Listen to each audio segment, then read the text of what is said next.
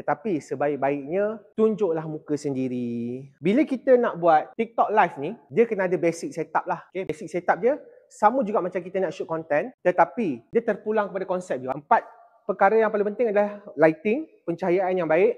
Sama ada you nak pakai lighting ataupun you guna natural light. Yang kedua, mikrofon lah kena bagus. For example, macam sekarang, saya buat live. Kamera dekat belakang, saya ada mikrofon. Audio saya masih lagi jelas. Tetapi sebaik-baiknya tunjuklah muka sendiri.